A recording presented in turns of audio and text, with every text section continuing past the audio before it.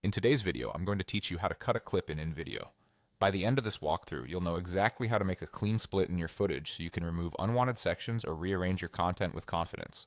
First, log into InVideo. Once you're in, you'll land on the dashboard where all your work lives. Head over to your projects. This is where Make InVideo stores every video you've created or started. Find the project you want to work on and open your project. Give it a moment to load the editor. You'll see your canvas in the center, your media and tools on the side, and your timeline along the bottom. Next, go to your layers and timeline. The timeline is the heart of your edit. It shows your video, audio, and other elements as separate layers so you can see exactly what's happening at each moment. The playhead, which looks like a vertical line with a handle at the top, indicates the exact frame you're viewing. Now select the video you want to cut. Click the clip directly on the timeline so it's highlighted. You'll know it's selected because it will show a clear outline or become active for editing. If your project has multiple layers, make sure you're clicking the specific video layer you intend to split. With the clip selected, position the playhead cursor on the part you want to cut. Drag the playhead left or right along the timeline until it lines up with the precise moment where you want the split to happen.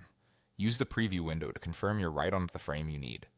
Taking a second here to be precise will help keep your edit smooth and avoid accidental gaps or overlaps. When the playhead is exactly where you want it, then press C on your keyboard or click the cut button in the editor. The cut button is typically displayed above the timeline or near the timeline controls. Either action will split the selected clip at the playhead position, creating two separate segments from your original video. You'll see the clip divide into two pieces on the same layer, making it easy to delete a section, move it, or add transitions later if you choose. That's all there is to it. You've successfully cut your video in InVideo using the timeline and cut tool. Practice this a few times to build muscle memory, and you'll find your editing becomes faster and more precise with each project.